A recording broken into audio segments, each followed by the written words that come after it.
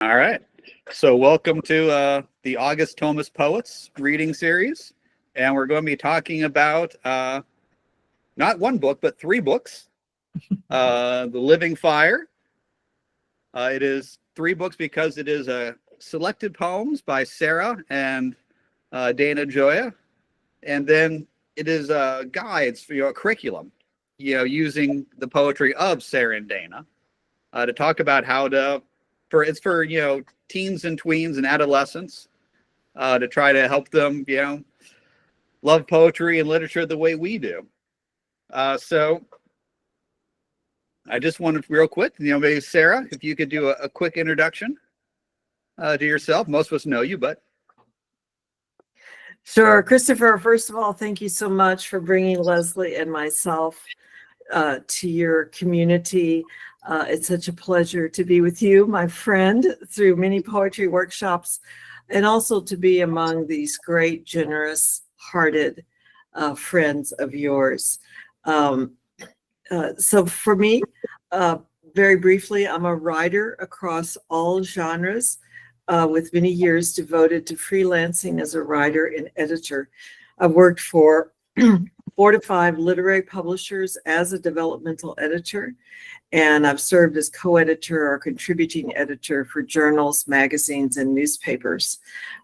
Being a writer is the fulfillment of what I dreamed about doing as a child, laying on the grass in my family's backyard. I'm also a professional educator and find my greatest joy in sharing the wonder and beauty to be found in both reading and writing. So thank you, Christopher. And Lesley, co-editor on this 3-volume series. That's right. Yeah, thanks.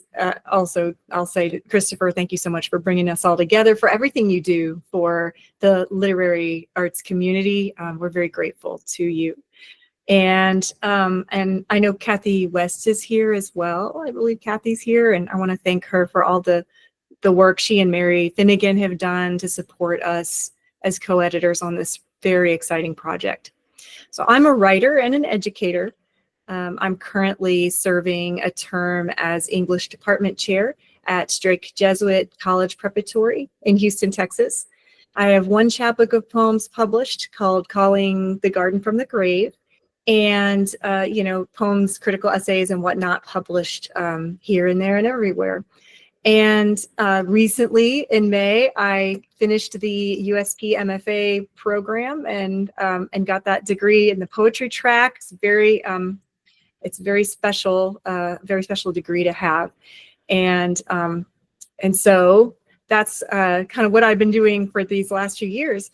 And as a co-editor of the Living Fire series, I really enjoyed bringing my love for teaching in the classroom to this project, and thinking about what can set young people on fire about poetry today in today's world, and then also giving teachers tools they need, like standards aligned objectives and differentiated instructional suggestions, so that they can bring this to life easily for their kids in the classroom. But I have to say, I don't think it's just for teens and tweens, because I think anybody who has trouble entering into the world of poetry and sort of feels lost as to where to begin and to know what sort of questions to ask could pick these books up and use them in a book talk group or anything like that. So anyway, I've been enjoying that so much. I'm so grateful to be a part of it. It's been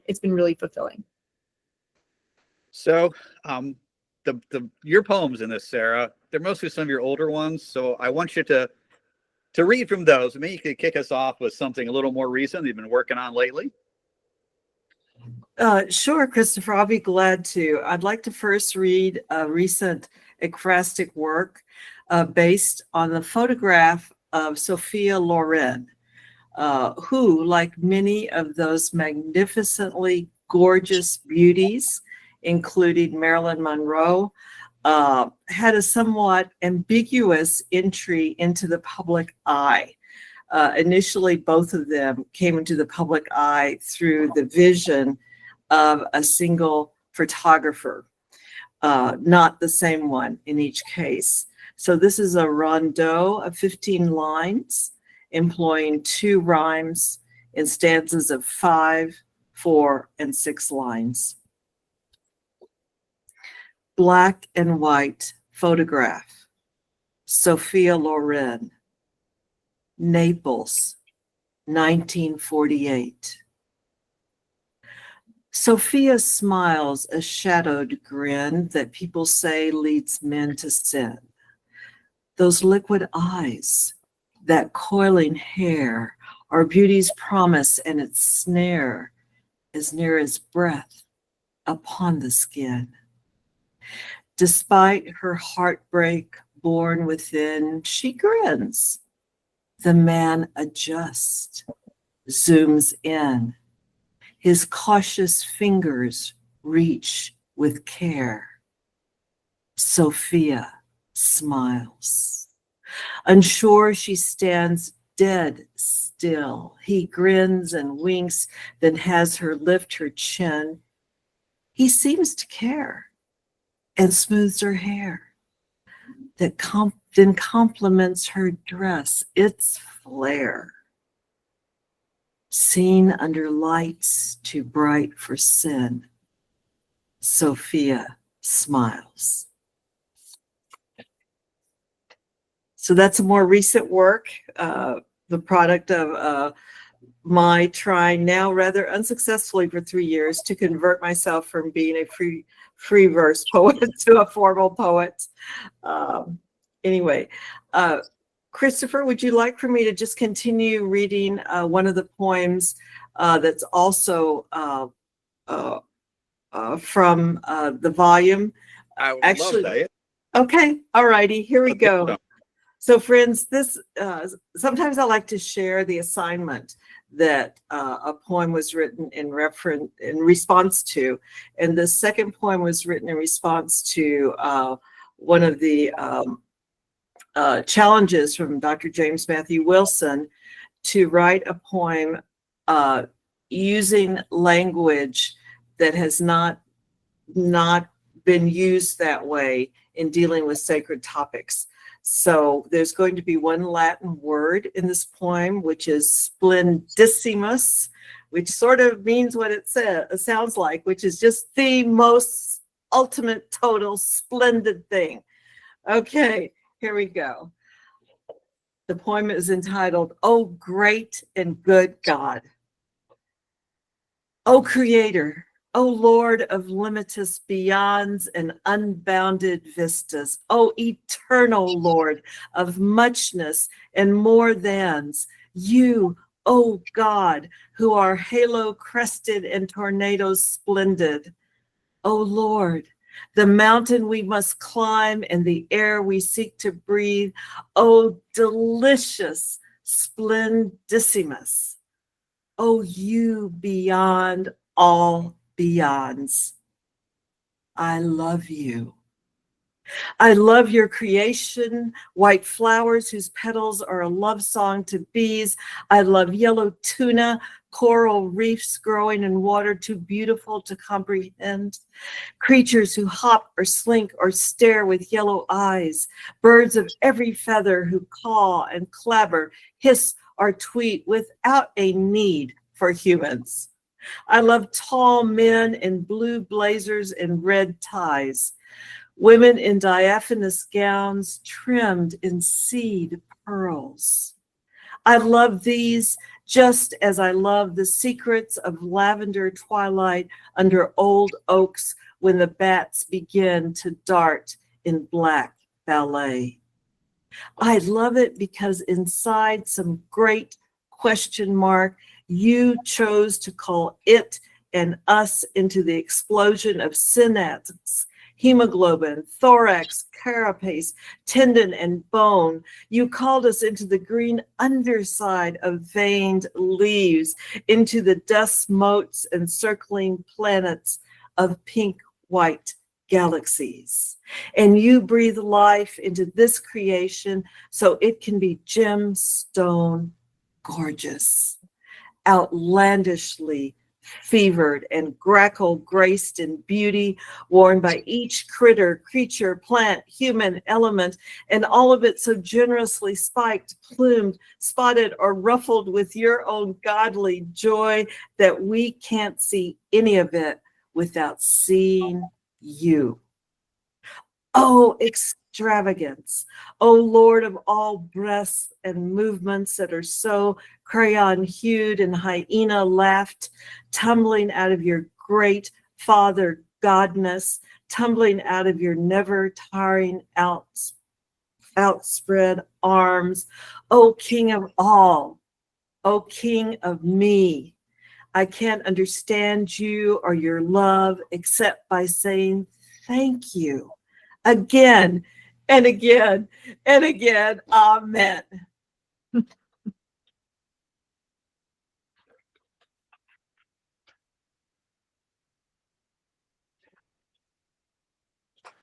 Can we hear another?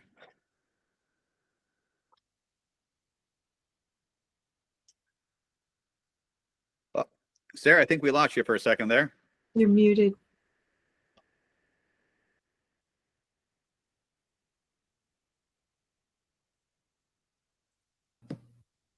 Thank you. Sorry for the couple minutes delay. I'd like to read one, a pantoum. This is also out of the Living Fire. It refers to the fourth mystery of the joyous mysteries when Mary and Saint Joseph take the Christ child to the temple, and Simeon, the prophet, speaks. Simeon speaks. One foot slipped out when I reached and laid him over the water for purification. When I reached and laid his little body for purification, he was light, barely there. His little body glowed, a ripe peach. He was light, barely there, unsmiling, with dark eyes, glowing, a ripe peach. He met my gaze, all unsmiling, with dark eyes. I saw, I knew, eternity. He met my gaze, and then his mother's eyes lifted. I knew, I saw eternity, and I saw swords. Then his mother's eyes lifted, that heart of hers, and I saw swords, blood dripping, that heart of hers, pierced and suffering, blood dripping, and the babe now bleeding, pierced and suffering in my arms, oh God, and the babe was bleeding over Israel, over me, in my arms, oh God, your Messiah, over Israel, over me, one foot slipping out.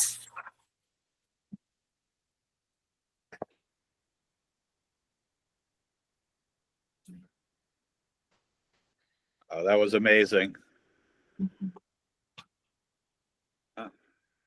Well, you want to dive into talking about the books a little bit here. And I want to start off by asking now, how did this start? What was the genesis of like you and Dana putting together poems to teach poetry? Well, I'm going to give the very brief story, but my heart always goes out to all the many people upon whose shoulders rests this project. So when the Catholic Imagination Conference was at Chicago, it was my first time to meet Joshua Wren. And in his great, generous heart that we all know him for, he sat down and we talked like for 2 hours about my vision for Catholic literary arts, which I was just forming, about what he was doing with Wise Blood. Dana had already told me in a previous conversation in another state of his great respect and admiration for Joshua. So I knew Joshua was a great guy, right? So I was just so impressed. And Joshua, my husband, Dana and I walked across the lawn to go to Vigil Mass at the end of the day on Saturday. And as we were walking, and I was thinking, what resource, what project can I create that would support Catholic writers, that would support Joshua and Wise Blood Press? And this idea just came to me, and I have to credit the Holy Spirit, of course, which was to basically create this project now known as A Living Fire, to create a booklet that contained easy resources for educators in high school and college to use for contemporary Catholic writers. And of course, I, like many people in this room, greatly admire our historic Catholic writers, whether Graham Greene, Evelyn Waugh, Chesterton, etc., John Henry Newman. But I thought to myself, we have so many excellent Catholic writers who are producing work now, who can be in classrooms that are just on fire with love of God, with love of writing. But high school teachers and college teachers as well are very, very busy. So they don't have the time to find the scattered resources where the poems are published, the critical reviews, the bios, etc. So I turned to Dana and told him what the project was, and he says, great. And that launched us off. It was a 5-year journey of me writing the book proposal, us tweaking the project. Luckily, when I invited Lesley to become part of the project, she was willing and available. And so there we go. That's a short answer. Well, so you had that great conversation, but obviously put it together. And we were talking before, so I'm recording about putting together manuscripts and that process. And so I think something I'm curious about is, how you pick the poems. What was that? And this is for both of y'all, and what that was like. I'm going to turn the baton to Lesley first. Yeah, I'm happy to talk about that. That was an exciting part of the process. So Dana first recommended, that and he always says this, playful poems, good performance poems. They need to be living. They need to feel like great living poems that the students can really sink their teeth into, embody. So we went straight to Money and Pity the Beautiful, because those are so much fun to read and to hear read, and the students can play with different interpretations. They have a lot of slang. They're fantastic. So those poems lent themselves well to performance. So we were always thinking of that.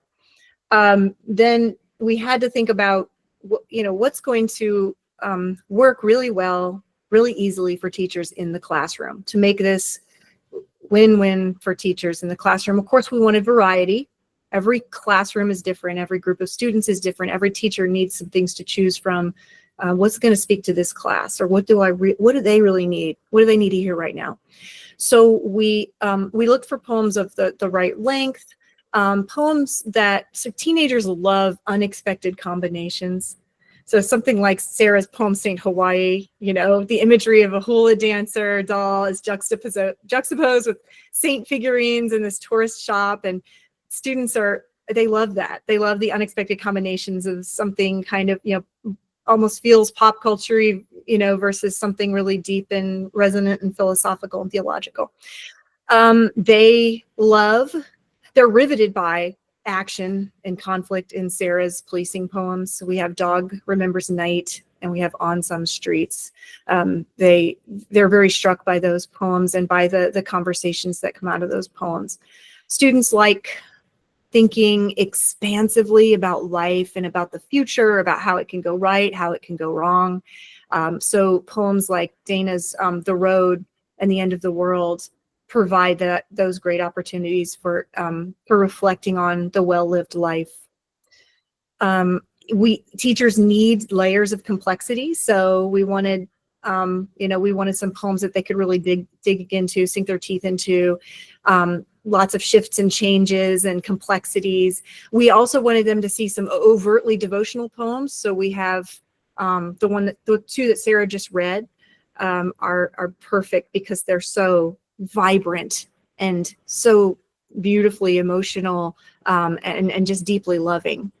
That's the living fire right there. And then I would say, like, the last thing about kind of the overall framework that we use to pick poems, put them together, as an Ignatian formed educator who is formed in the pedagogical methodology of the Jesuits and St. Ignatius, I'm always looking for a chance to offer students this opportunity to reflect and to think about where they're, how do I find God in all things? Where do I see God in my day? And so we wanted to kind of have a collection that would allow us to do that. And then, so we ran a pilot program in 6 schools across the US, which was such a wonderful experience. We had this overwhelmingly glowing feedback, and it allowed us to refine the materials based on the teachers and the students' experiences. And so what we found here was that we had teachers in English classrooms, creative writing, theology, history, all who found these resources useful in bringing their subject matter to life in ways that they might not otherwise be able to do. So the collection that we gave them enabled them to connect in an interdisciplinary way to a lot of different subjects. One pilot program teacher said that her students love the classics and they love classic poetry, but the students said to her, "Oh, we really like this though. These are our poets." She said, "There are poets." The students were just they love that these are contemporary living poets. And I do have a quote I have to read from one of our pilot program teachers, because it sort of answers this question about the poems we chose and what they're meant to do. And this is what they did for one teacher in the pilot program. His name's Jesse Harris. He said, "Philosophy and theology can be challenging subjects. They're sometimes overly abstract. Using pieces of visual art, music, and now poetry helps students to see ideas as an embodied experience. They may think Plato's cave is silly, but they understand the restlessness of the heart as described by Augustine in the intro to The Lost Garden, The Road." And The Lost Garden helped several of my students better relate to the material.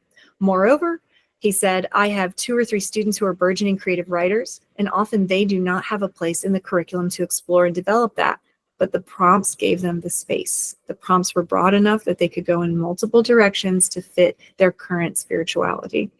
So anyway, I hope that kind of gives you a picture of what we did when we pulled these together and how we envisioned them in the classroom, and then how they actually ended up offering teachers fruitful opportunities with their students in the classroom. I'm glad you mentioned the prompts too. I'm sorry, but I know you work in a school, and obviously this isn't just like another selected poems. Right. This is curriculum, and you've got all the vocabulary, questions about external reading, writing a poem, that maybe talk about your own. You work in a school, kind of how did that influence it, and how important was that?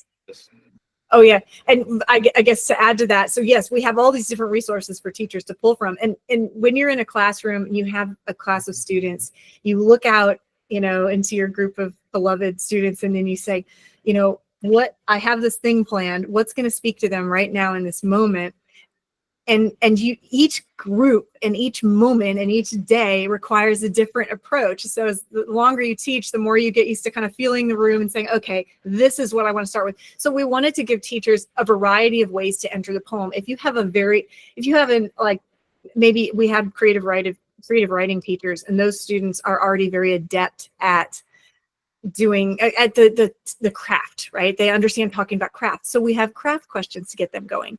In a theology class or philosophy class, there are questions that are more, kind of big picture questions that are life questions to get the students started. So we try to offer variety. We have some things that are interactive for students to do. We have different kinds of writing. We have projects. There's a recitation component, because Dana has really taught that, how important that is. So in every lesson, we encourage the students to pick a poem to memorize, and they practice a little bit of it a little bit over the week until they've, learned a poem. Or if the teacher wants to spread it out, they can spread it out over several weeks. Really varied, and there's a lot to do, a lot in there, pick and choose from. One of the things we were very careful about, Christopher, as well, is writing the introductory material and the biographies of the poets, because it's really easy to write a boring biography, and we didn't want to do that, so we tried to write those heavily informed by the critical material and essays that those writers have written over the decades. And for those of people in the audience who might, if they don't already have a copy of Dana's book of essays, he has a lot of monographs now, Christianity literature, and of course a Catholic writer today, which, by the way, Dana gave me when I met him we were both teaching at Westchester Poetry Conference. We very first met, and he gave me the Catholic Writer Today, and I read it, stayed up late and read it that night. And that's one of the major milestones that led me to found the nonprofit Catholic Literary Arts. And so it's, anyway, but going back to writing the bios and ideas, so we had the pleasure of really honing in and looking not only at critical resources, but looking at the writer's own essays. Obviously much more material with Dana than myself, but I have essays as well, and have written a lot through the years because when my first teaching job was teaching Hispanic students at the Center for Mexican American Studies in the University of Houston. So I developed courses particularly geared toward Hispanic students, and they were not creative writing majors. They were undergraduates in biology and business and so forth. So we were heavily informed. Anyway, I'm going to stop talking because I'm rambling a bit. But I wanted to mention that broader scope of the vision that we tried to bring to our choices, both throughout the books.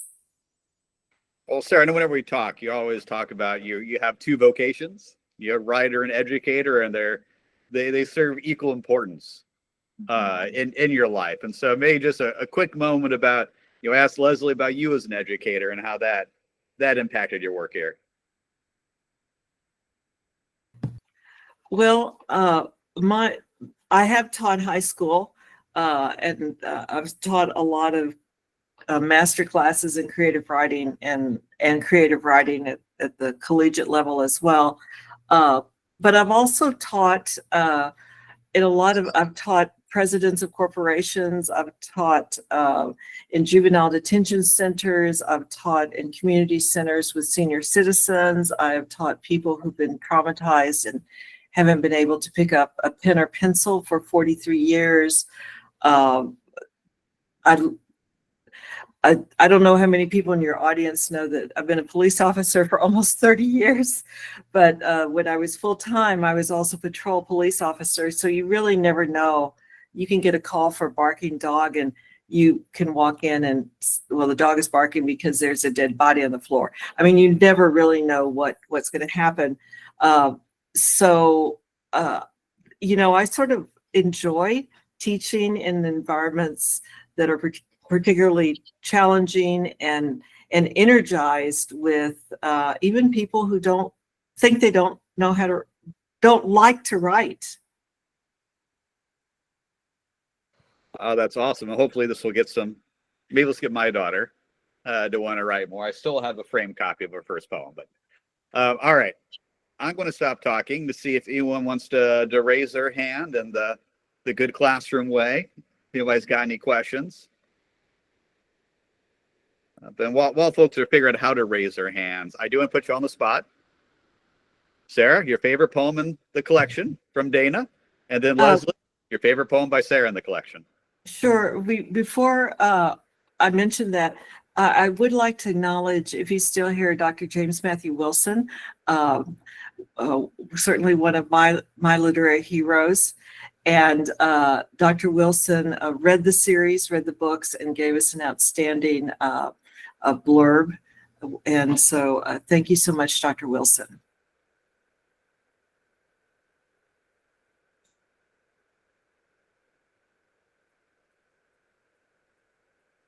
Obviously, you were just stalling there, Sarah. So you got to pick out a poem. Okay, my favorite poem from Dana in this series is The Angel with a Broken Wing. And every year I take our teen mentorship programs here, program students here in Houston for a writing date at the Menil Museum.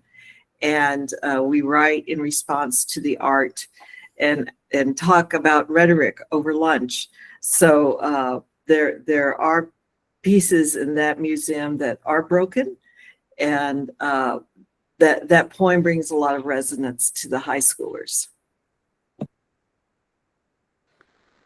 All right, Lesley, hope you use your time well. So this is a very hard question, and because I spent time with these poems now, and I've spent time with them in the classroom. So there were poems that originally really spoke to me. Walking Home I was going to name that first, and The Flounder Are Running. I just love those two poems. But I think because of the powerful conversations that I have had with my students and the time I've spent studying this poem, Dog Remembers Night, I think I'm gonna name Dog Remembers Night because it's so visceral.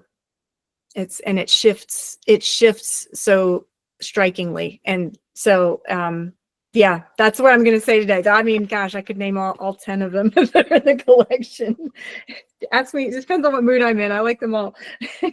That is a great one, the policing poem. Roseanne, you want to mute yourself and ask away?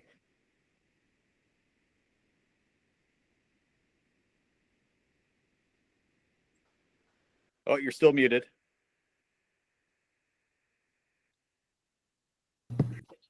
There we are. Oh, no, not quite. Roseanne, I discovered when I tried to mute myself, I had to go to the bottom toolbar in the center and click on the microphone button.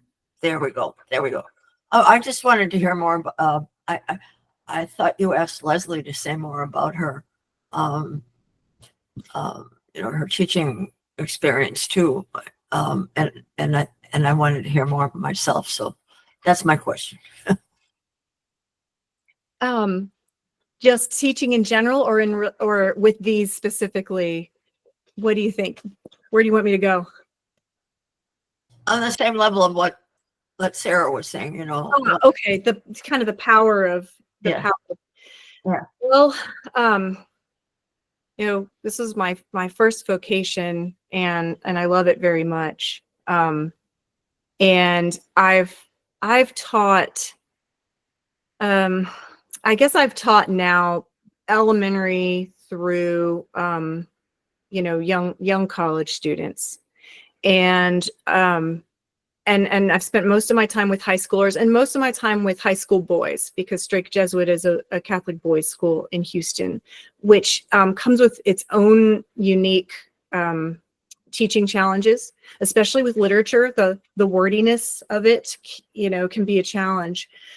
For teenage boys, and their need for movement and the way they learn is it's unique. So it's really beautiful. It always challenges me to think about, I've had a class of 29 seniors. The first year I taught seniors, I had a class of 29. That was unusual. They're not usually that big. It happened that year. It was one of my best classes. It was so fun. Big old football players that couldn't fit. We used to have the desks where the seat was connected, and they'd have to slide in there. And I don't even know how they got in or out. And so this, how Dana always talks about poetry living. Well, everything needs to come to life when you've got a class of 29-year-old, 18-year-old boys, a lot of big athletes. How do you bring it to life? That's challenged me a lot. to really, and it always challenges me. You can't come in there thinking something's going to work. If you say, "Oh, I love this," so are my students. Oh, no, right? You have to earn that respect with them, and it requires listening to them. And we do that a lot in the series. We make sure to have a lot of questions that get them thinking and making those connections. That's where the magic happens in the classroom, in the high school classroom. Getting the students to take the reins and to have conversations. They're very good at it, actually, when you let them lead. But I've taught on level. I've had on level classes where they may never take another English class. They get into college, maybe they're doing something totally different, and I'm like, no, we're gonna do Inferno. We're gonna do it. We're gonna learn Inferno, guys. I don't, and this year I've got AP classes where they come in and, like in college, and they come in and they sit down and they're ready to converse for an hour, which is totally different than my usual situation. So I love it all. I love every challenge, and young people want to be challenged. They want to speak. Whenever I run programs for teenagers, I say, gotta let the kids talk. Whatever you're doing, make sure you have time for the kids to talk. They don't want to just sit and listen to a talking head. They want to get into the conversation. And I think that's a really neat thing. They don't want to be left, alone by the teacher. You would think, I go into the classroom and the kids, they just want to have some work and work amongst themselves. No. They want our attention. And so I think the books here provide a really wonderful opportunity for those connections. Well, I think that maybe things have changed a lot since I was going to school. I was in Catholic schools where we all sat like in rows looking at the teacher. And I always sort of want the teacher to tell me what I don't know. And I really get uncomfortable about why ask me, why ask, this kid that's not paying attention next to me, do you have students like me that just like, no, just tell me. And the conversations do have to be managed and scaffolded and controlled. You can't just let them run wild. You have to get in there and then let them know when they're not basing something on evidence or when the logic is not tight. That's yeah. And of course we mix it up. We have mini lectures, we have lectures, we have everything. I just wish we would do maybe a curriculum with some of that scaffolding for talking about, say, contemporary poetry. That would be awesome. I am just speaking as a parent. A couple of things y'all mentioned, as a child who will talk nonstop and do TikToks never ending. And then every so often we'll have a presentation and just things go horribly awry, or, a never before seen shyness will appear. And you've talked about, working with kids on rhetoric and recitation, and maybe just for my own personal benefit, a few moments on that. Sarah, do you want to take this one? So I think one of the things is the expectation has to be reasonable. So for instance, in our books, the students, they don't just try to memorize a whole poem and then hit their heads against the wall all week. They start by just reading it out loud to peers. And we want that reading out loud, to be able to get the words right, to be able to pause for the breaths at the right time and the right amount of pause, and make transitions in the voice. So if you notice, not that I'm holding myself out as a great example, but to keep even an adult audience interested in a poem, you can't just be monotone. You can't mumble.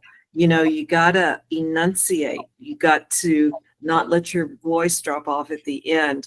And so these are longer term goals, but the first goal is to enjoy the words. There's a shape and a beauty in what the mouth, lips, and facial muscles do with words.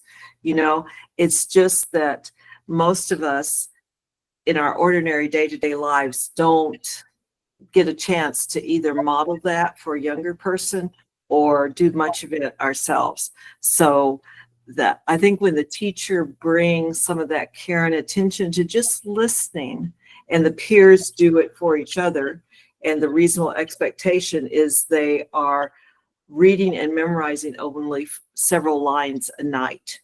So, and they're not long poems, right? And so, but then of course, well, I'm not sure how many of us have read, but I encourage you to read some of the writing that Dana has done about poetry as living, is a living thing. It's not a dead thing on the page. Poetry is not to just be read. We all should be reading. We should be reading out loud, even if you have to go to the bathroom and just shut the door. So I don't know. Is any of that helpful? Absolutely. And you can also start with little groups of friends, people that, you know, if a young person feels that, hey, it's just a group of friends and we're going to read poems to one another, just have a, maybe, you know, create a little event where they do that. So start comfortable, start small, and then give them increasingly more formal opportunities to do it. And they usually open up over time. Awesome. And I'm going to be like Ferris Bueller and break the fourth wall and say any final questions or comments before I turn off the recording?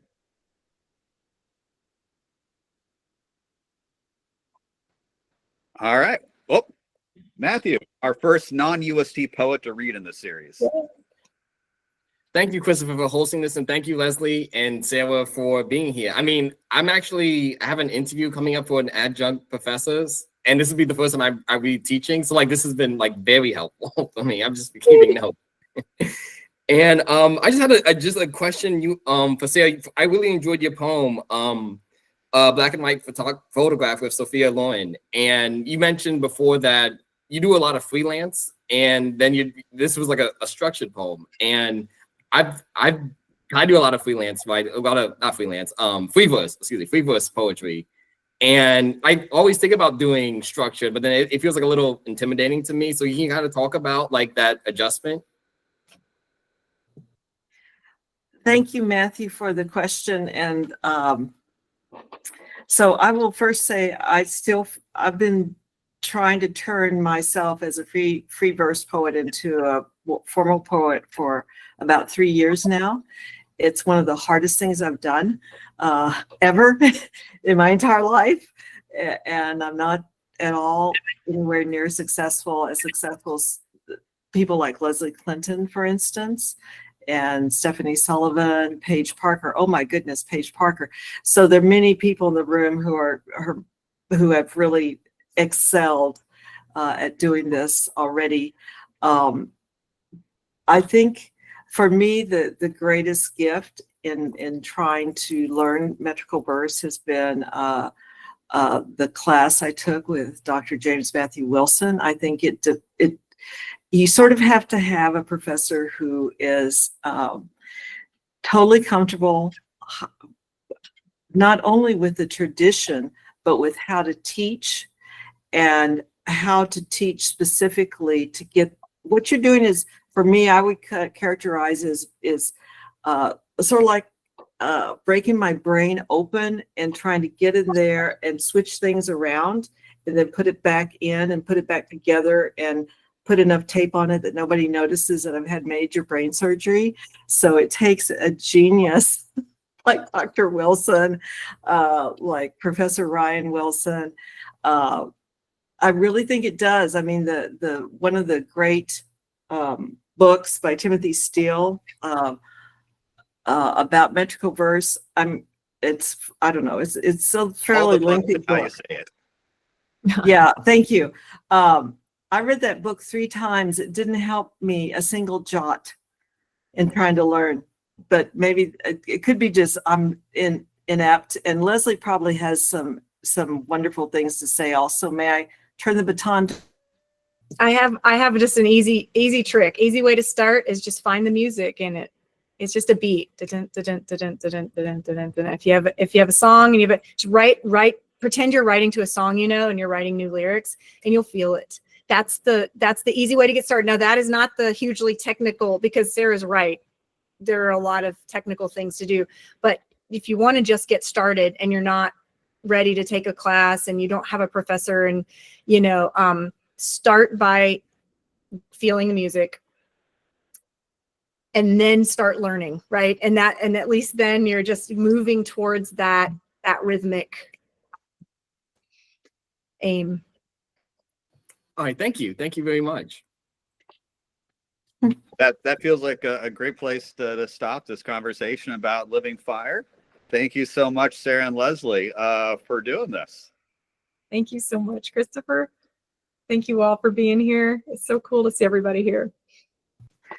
Thank you, everyone. A big shout out a second time to the incredible folks at Wise Blood Press, Mary Finnegan, Kathleen West, led by fearless leader Joshua Wren.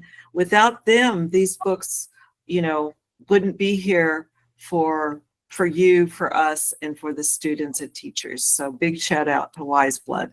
It's a dream come true to get published by Wise Blood. It is.